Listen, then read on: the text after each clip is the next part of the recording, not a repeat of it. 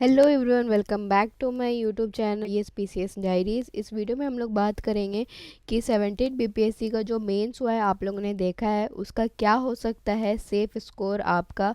ठीक है, और हम लोग एनालाइज करके बताएंगे कि कितने स्टूडेंट थे और कैसे क्वेश्चंस थे, किस टाइप ऑफ स्टूडेंट कैसे थे ज़्यादा। ठीक है, और ज़्यादा सीट होता है तो अक्सर माना जाता है ना कि कट ऑफ जो है मेंस का वो हाई होगा, क्योंकि एक्सपेक्टेड रहता है कि अगर मेंस में ज़्यादा लोग बैठे हैं तो कट ऑफ भी हाई हो सकता है, सब कुछ देखकर। इससे पहले मैंने अपने वीडियो में एनालाइज कर बीपीएससी 17 बीपीएससी मेंस का पूरा फुल एनालिसिस वीडियो बना रखा है कि कैसे क्वेश्चंस आए थे। इवन मैंने ये इस वीडियो को भी बना रखा है कि क्वेश्चंस आखिर आए कहाँ से थे।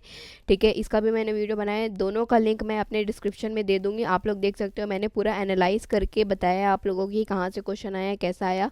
और साथ ही साथ हम लोग डीआई को, जो कि मोस्ट इंपॉर्टेंट है, इसको कंसीडर बिल्कुल करेंगे, क्योंकि जैसे कि आप जान रहे हैं इस बार डीआई ने स्टूडेंट्स की हालत ख़राब कर दी है। आप लोगों ने देखा ही होगा, क्योंकि डीआई इतने टफ पूछे गए थे कि मैं बता नहीं सकती हूँ। तो बिना किसी देरी के पहले हम लोग देखते हैं। पहले हम लोग जो है क्या करेंगे कि कैरेक्टरिस्टिक यहाँ पे लिखेंगे।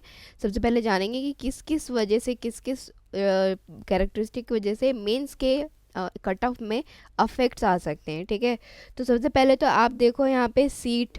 ठीक है, सीट कितना है हमारा 2035। ठीक है, उसके बाद अगर आप देखोगे कि टाइप ऑफ स्टूडेंट, कैसे स्टूडेंट हैं, तो टाइप ऑफ स्टूडेंट्स में देखा जाए तो देखो, जो क्वेश्चन प्रीलिम्स में, जैसे क्वेश्चन हमें एक्सपेक्टेड था कि क्वेश्चन जो है काफ़ी यूपीएससी लेवल के आएंगे, बट क्या हुआ, क्वेश्चन आ गए थोड़े वनडे एग्जामिनेशन टाइप के ही, मतलब स्ट्रेट फॉरवर्ड क्वेश्चन आए। जो कि आप देखो तो अगर यूपीएससी में देखो तो यूपीएससी में जैसे क्वेश्चन पूछते हैं वो ना आपको कंसेप्चुअल क्वेश्चन पूछेंगे। ठीक है, आपने कंसेप्ट जान लिया, समझ लिया, आप मतलब मोस्टली आप फोकस करो समझने पे। यूपीएससी में स्टूडेंट ज़्यादा समझने पे फोकस करते हैं। अगर आप समझ गए हो टॉपिक को, कॉन्सेप्ट को, तो आप यूपीएससी का प्री आराम से क्लियर कर सकते हो। ठीक है, वेर एज अगर आप देखो इस बार बीपीएससी ने जैसा क्वेश्चन पूछा था 17 बीपीएससी प्रीलिम्स के लिए, तो वो क्वेश्चन मेनली बेस्ड था कि आप फैक्चुअल, आपको फैक्ट्स याद है, मतलब एग्जैक्ट फैक्ट, इवन डेटाज वगैरह याद है, तो आप तभी प्रीलिम्स क्लियर कर सकते हो।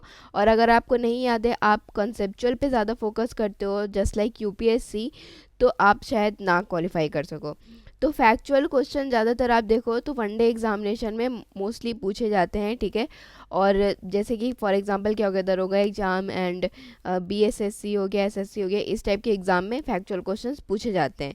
ठीक है, तो उस हिसाब से देखा जाए तो टाइप ऑफ स्टूडेंट का जो, मतलब आप देखो कंपटीशन लेवल है तो वो मीडियोकर है। मैं ये भी नहीं कहूँगी कि बहुत ही, मतलब कि कंपटीशन लेवल कम था, ये था, सीट भी ज़्यादा है।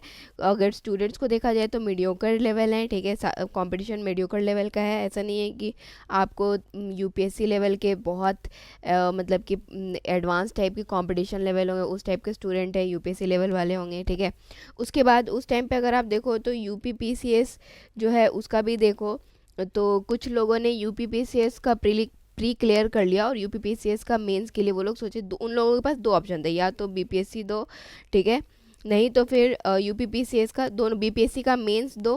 ठीक है, या फिर नहीं तो फिर यूपीपीसीएस का आप मेंस दो, दो ऑप्शन थे। तो इसके चलते क्या हुआ ना कि मोस्टली लोगों ने, जो कि मेहनती कंसेप्चुअल पे ज़्यादा फोकस करते हैं, तो उन लोगों ने यूपीपीएसएस को चूज़ किया, क्योंकि मोस्टली को अगर आप देखो तैयारी करने वाले जो लोग होते हैं उनका दो एम होता है। ठीक है, या तो सबसे पहले फर्स्ट एंड फॉरमोस्ट लेके चलेंगे यूपीएससी, ठीक है, और यूपीपीसीएस, क्योंकि दोनों का जो क्वेश्चन होता है ना वो बिल्कुल सेम लेवल का होता है, देखो तो सिमिलर टाइप का होता है। ठीक है, और बीपीएससी का थोड़ा डिफरेंट होता है, तो लोगों ने मोस्टली फोकस किया यूपीपीसीएस पे। ठीक है, तो इस हिसाब से देखा जाए तो कुछ स्टूडेंट यूपीपीसीएस के मेंस की तरफ डाइवर्ट हो गए, कुछ स्टूडेंट बीपीएससी की तरफ डाइवर्ट हो गए, और कुछ स्टूडेंट ऐसे भी होंगे जो जिन्होंने दोनों दिया होगा। ठीक है, तो ये भी एक फैक्टर है।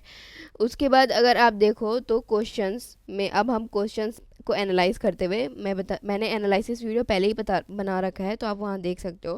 क्वेश्चंस को अगर हम लोग एनालाइज करें तो क्वेश्चन देखा जाए तो डीआई मोस्ट इंपॉर्टेंट है। डीआई देखो, इससे पहले बीपीएससी मेंस के हर एग्ज़ाम में डीआई मेजर फैक्टर होता था, आपका क्वालिफाई होगा या नहीं होगा, डीआई। ठीक है, मेजर फैक्टर हुआ करता था। अगर आपने 72 में 72 ले आया है तो स्टूडेंट रेडी हो जाइए कि भाई आपका तो सिलेक्शन पक्का है 100%। लेकिन ये जो 70वां बीपीएससी इस बार का हुआ है, यहाँ पे एक एक्सेप्शन हुआ है। यहाँ पे क्या हुआ है कि अगर आपने डीआई में 72 में 72 नहीं ला रहे हैं आप, तो आपको टेंशन लेने वाली बात ही नहीं, आपको इसके लिए बिल्कुल टेंशन नहीं लेना है। क्योंकि अगर आप डीआई में, मैं बता रही हूँ, अगर आप डीआई में 2 क्वेश्चन आपका गलत भी हो जाता है 8-8 नंबर का, ठीक है, या फिर मान लो, मैं एग्जैक्ट फिगर बता देती हूँ आपको, या फिर मान लो आप डीआई में लगभग 54 से लेके 60 तक नंबर ले आ रहे हो, तो आप समझ लो कि आप सिलेक्शन के रेस में बिल्कुल हो, 100% हो, बहुत हाई चांस है कि आपका सिलेक्शन हो जाएगा। इससे पहले डीआई हमेशा एक फैक्टर हुआ करता था कि डीआई में अगर स्टूडेंट ने नंबर ले आया है 72 में 72 तो भाई सिलेक्शन पक्का है। लेकिन इस बार ये हिस्टोरिकल होगा कि इस बार के बीपीएससी में डीआई जो है एक सिलेक्शन फैक्टर नहीं होगा, क्योंकि डीआई में ऐसे लेंदी क्वेश्चन पूछे गए थे। देखिए, बन तो जाएंगे, लेंदी क्वेश्चन पूछे गए हैं तो आपको क्या हो ना कि बीपीएससी को पेज भी देना चाहिए कि लेंदी क्वेश्चन है तो पेज भी मिले, तो क्योंकि ऑब्वियसली स्टेप मार्किंग मिलते हैं। तो जब तक आप स्टेप नहीं लिखो, स्टूडेंट को एक फियर रहता है ना कि स्टेप कहीं छूट ना जाए, क्योंकि स्टेप मार्किंग में भी मार्क्स कटते हैं। तो स्टेप पूरा लिखने के चक्कर में पेज कम है, तो बहुत तरीके की प्रॉब्लम आए हैं। ऊपर से बहुत लेंदी क्वेश्चन, इतने सारे डेटा थे, मैंने इससे पहले वीडियो में आपको बता रखा है। तो इस वजह से मैं बताऊं कि डीआई भी बहुत मेजर फैक्टर है, जिसकी वजह से क्या हो सकता है, कट ऑफ लो हो सकता है। ठीक है, तो उसके बाद अगर आप देखो, अब मैं जीएस पेपर 2 की भी बात करूंगी। आप जीएस पेपर 2 को देखो, जीएस पेपर 2 में क्या हुआ है कि जीएस पेपर 2 में जो पूछे जाते थे क्वेश्चन, कन्वेंशनल क्वेश्चन नहीं पूछे गए हैं। इस बार जीएस पेपर 2 में ज्योग्राफी में, अगर पार्ट 2 में देखो तो ज्योग्राफी में ज़्यादा फोकस किया गया है, और साइंस एंड टेक में तो जो नैनोटेक, बायोटेक, ये सब पे ज़्यादा फोकस है। आर्टिफिशियल इंटेलिजेंस बिल्कुल नहीं पूछे गए हैं, थोड़ा सा अलग वाईफाई एंड ऑल ये सब पूछा गया है। तो यहाँ पे भी आप जीएस पेपर 2 में देखो, जो रेगुलर न्यूज़पेपर पढ़ते होंगे और जो बहुत लंबे टाइम से तैयारी कर रहे होंगे, मैं अगर बोलूँ तो जो न्यू स्टूडेंट होंगे, जिन्होंने पहली बार किया होगा या दूसरी बार, काफ़ी न्यू टाइप के स्टूडेंट होंगे, उनको थोड़ा सा प्रॉब्लम हुआ होगा। ठीक है, और बाकी अगर आप देखो, जो वैसे स्टूडेंट होंगे जो बीपीएससी की रेस में हो या यूपीएससी के या यूपीपीसीएस के रेस में जो पहले से लगे हुए हैं, ठीक है, वैसे स्टूडेंट के लिए अगर आप देखो तो जीएस पेपर 2 आसान होगा, क्योंकि वो पहले से लगे हुए हैं। और मैंने वीडियो में बताया भी है कि क्वेश्चंस कहाँ से आए थे। क्वेश्चन इस बार ना, मैं बताऊँ तो आपको 2 या 3 साल पुराने क्वेश्चन पूछे गए थे मेंस के पेपर में। ठीक है, 2 या 3 साल पुराने। ठीक है, वाईफाई जैसे हो गया वाईफाई 7 ना, आप देखोगे तो आपको 1.5 या 2 साल पुराना न्यूज़ में था वाईफाई 7। ठीक है, तो ये भी देखें तो जीएस पेपर 2 भी एक फैक्टर बनता है हमारा कट ऑफ को लो करने का या फिर उसको ऊपर नीचे करने का। ठीक है, इतने सारे फैक्टर हैं। अगर आप देखो बीपीएससी मेंस का, 70वीं बीपीएससी मेंस का, ठीक है, seat, type of student, UPPCS भी एक फैक्टर है, टीआई भी है, जीएस 2 भी है। तो क्या हो सकता है सेफ स्कोर, जो स्कोर ला कर आप सोच सकते हो कि हाँ, ये अगर आपका स्कोर है 17 बीपीएससी में तो आप क्लियर कर रहे हो ये इस बीपीएससी को। तो मैं बता दूं कि आपका सेफ स्कोर हो सकता है आपका होगा। अगर आप देखो, इससे पहले बीपीएससी मेंस में 69 को हम देखते हैं, लेकिन देखो 69 से हम कंपेयर नहीं कर सकते। क्यों नहीं कर सकते हैं? क्योंकि वो रिलायबल इसलिए नहीं होगा क्योंकि 69 में ना सीट कम थी। ठीक है, सीट कम थी तो इस वजह से वो 100% रिलायबल नहीं होगा। यहाँ पे अगर आप देखो तो अब सीट काफ़ी ज़्यादा एज़ कम्पेयर टू 69 इस बार सीट काफ़ी ज़्यादा है। ठीक है, तो वो रिलायबल नहीं होगा, लेकिन फिर भी हम लोग 69 को ही लेकर चलते हैं क्योंकि वो बेस ईयर था, दैट्स वाई। और दूसरी बात, एक और पॉइंट आप ध्यान में रखना कि ये भी नोटिस किया गया है, जैसे 64th बीपीएससी इससे पहले जो आया था उसमें सबसे ज़्यादा सीट थी, और उस टाइम देखा गया था कि 64th बीपीएससी में ना अचानक से प्रीलिम्स का मार्क्स, तो जो कट ऑफ देखा जाए तो वो तो लो था, बट जो मेंस का जो कट ऑफ था वो काफ़ी सर्ज कर गया था, काफ़ी बढ़ गया था। क्यों बढ़ गया था? क्योंकि देखो पीटी में जैसे कि एमसीक्यू टाइप एग्ज़ाम जो होते हैं ना, तो फैक्चुअल होते हैं, ठीक है, कंसेप्चुअल होते हैं, तो हो सकता है कि स्टूडेंट को वहाँ पे थोड़ा दिक्कत हो, ठीक है, या फिर भूल गए या फिर कुछ प्रॉब्लम आ गई, ठीक है, वो सब हो गया। लेकिन जो मेंस होता है ना, वो लिखने वाला पेपर होता है, और लिखने में बहुत सारे ऐसे स्टूडेंट होते हैं ना जो एमसीक्यू में अच्छे नहीं होंगे, बट आप देखोगे ना तो वो उनका राइटिंग स्किल बहुत अच्छा होता है। इस वजह से अक्सर देखा जाता है ना कि अगर सीट ज़्यादा होती है ना, तो अक्सर देखा जाता है कि मेंस में कट ऑफ ना थोड़ा हाई चल जाता है। ठीक है, अक्सर ऐसा नोटिस किया गया है। लेकिन एक और बात नोटिस करो कि आप देखो तो 64th का भी जो डीआई का पेपर है ना, अगर आप देखोगे 64 के डीआई का पेपर को, तो वो भी आसान नहीं था। उसमें भी अगर आप देखो तो 72 में 72 जो है आपका नहीं जाएगा कि आपने 72 में 72 ले आया 64 में, तो आपका हो ही जाएगा, बीपीएससी क्लियर हो जाएगा। उस टाइम भी ऐसा था। लेकिन आप देखोगे 64th में एक एक्सेप्शन क्या है कि 64th में टाइम उस टाइम पे 64th में ना आप देखोगे तो शॉर्ट्स क्वेश्चंस नहीं आते थे। जो शॉर्ट्स क्वेश्चन नहीं आते थे, जिसकी वजह से स्टूडेंट के पास ना अच्छे खासे टाइम थे, तो आसानी से वो लोग डीआई में थोड़ा बहुत दिमाग लगाकर, एफर्ट लगाकर जो है मैनेज कर सकते थे टाइम को, और 72 में 72 स्टूडेंट बहुत सारे लेकर आए। लेकिन इस बार जो हुआ है 70वां बीपीएससी जो हुआ है, उसमें आप देखोगे डीआई जो टफ पूछा गया है, ठीक है, टफ और लेंदी साथ ही साथ पूछा गया है, तो उसमें अगर आपने 72 में 72 लाया तो काफ़ी वो मतलब कि एक्सेप्शनल होगा कि किसी स्टूडेंट ने 72 में 72 लाया। क्यों? क्योंकि यहाँ पे टाइम भी एक बहुत बड़ा फैक्टर बन जाता है, क्योंकि लेंदी क्वेश्चन पूछा गया है, और इस 70वीं बीपीएससी में शॉर्ट्स क्वेश्चन भी हैं। और शॉर्ट्स क्वेश्चन में देखो ना कि अचानक से ये क्वेश्चन है, फिर अचानक से दूसरा क्वेश्चन, तो माइंड को, एक ह्यूमन माइंड को उसको ना एडजस्ट करने में भी टाइम लगता है। शॉर्ट्स में पहले आपने दूसरा क्वेश्चन लिखा, जैसे मान लो एंटी डिफेक्शन लिखा, फिर अचानक से हिस्ट्री बेस्ड क्वेश्चन है या ज्योग्राफी बेस्ड क्वेश्चन है आपका कि बताइए भाई एलुवियल सॉइल क्या होता है, उसका कैरेक्टरिस्टिक लिखिए। तो इसको माइंड को इतना जो डाइवर्ट करने में भी ना टाइम लगता है, ठीक है। फिर आप उसको लिखो, फिर आप क्वालिटी आंसर लिखो, ये नहीं कि बस आपने बस लिख दिया कि हाँ भाई एलुवियल सॉइल होता है, ऐसे तो नहीं लिख सकते हैं। तो इतना सारा मैटर फैक्टर करता है। इस हिसाब से हम लोग देखें तो सेफ स्कोर क्या हो सकता है।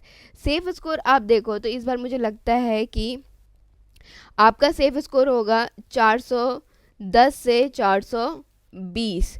ये सेफ स्कोर किसका होगा? ये सेफ स्कोर होगा यूआर जनरल का, ठीक है, मेल का। यूआर जनरल मेल का होगा ये सेफ स्कोर, और इसके अकॉर्डिंग ही आप 69 का कट ऑफ लेकर, 69 में जैसे ये कितना कट ऑफ था, आई गेस 69 में आपका था 465 था, ठीक है। तो इसको आप कंपेयर करके अपना बाकी कैटेगरी वाइज जो है कट ऑफ सेफ स्कोर निकाल सकते हो। और अगर आप इस कैटेगरी में आ रहे हो, अपना एनालाइज कर लो कि आपको कैसे, इसके बाद जो मैं वीडियो बनाऊंगी तो उसमें आपको बता दूंगी कैसे आप एनालाइज करके जो है पता कर सकते हो कि आपका क्या स्कोर हो सकता है इस बार 70 बीपीएससी मेंस में। और मैं बता दूंगी क्या स्कोर आप एनालाइज कर लो, और उसके बाद देख लो अगर आपका स्कोर इतने तक आ रहा है आसानी से, तो आप तैयारी कर लो बिल्कुल इंटरव्यू का, और अच्छे से तैयारी करो। और अगर आप चाहते हो कि इस बार आप इंटरव्यू में बहुत अच्छा करो, ठीक है, आपको एक अच्छे गाइडेंस और मेंटरशिप की ज़रूरत है, तो आप मेरे मेंटरशिप एंड गाइडेंस प्रोग्राम से जुड़ सकते हो, जिसमें मैं आपका सीनियर है जिन्होंने 2 मेंस निकाल रखा है और 1 इंटरव्यू दे रखा है। वो बहुत अच्छे से गाइड करते हैं, वो पूरी तरीके से आपको गाइड कर सकते हैं 71वीं बीपीएससी के लिए भी, और साथ ही साथ 70वीं इंटरव्यू की तैयारी के लिए भी।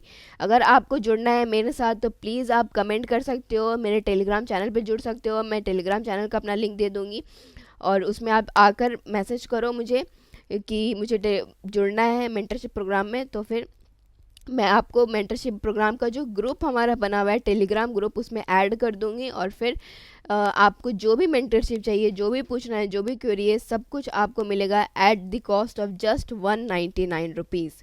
इतने कम है मेंटरशिप, शायद आपको ना भी मिले कहीं।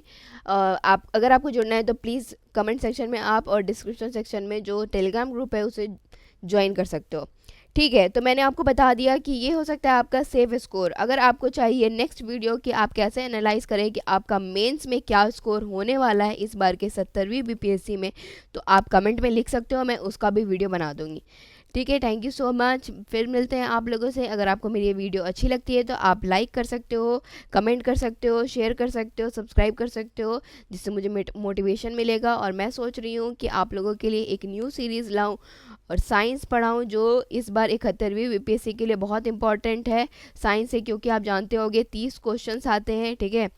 और साइंस अगर आप पढ़ लोगे, और मैं ये भी बताऊंगी कि साइंस के लिए एक बहुत इम्पॉर्टेंट बुक है जो अगर आप पढ़ लेते हो उससे अक्सर देखा जाता है कि 2 या 3 सवाल, या मैक्स टू मैक्स मैंने तो देखा है कि 5-6 सवाल उससे आ ही जाते हैं, ठीक है। और 5-6 सवाल डायरेक्ट पूछते हैं, और बाकी सवाल कुछ इनडायरेक्टली भी देखा जाए तो उस बुक से ज़रूर पूछते ही पूछते हैं। वो बुक मतलब साइंस के लिए अगर आप देखो बीपीएससी के लिए तो बेस्ट बुक है, हमारे मेंटरशिप एंड गाइडेंस में उसको भी इंक्लूड किया गया है। तो जैसा भी होता है मैं आपको बताती हूँ। अगर आप चाहते हो कि मुझे साइंस का एक सीरीज़ लाना चाहिए तो आप कमेंट में लिख सकते हो, और मेंटरशिप से जुड़ना है तो प्लीज़ मुझे कांटेक्ट करो मेरे टेलीग्राम चैनल पे। Thank you so much.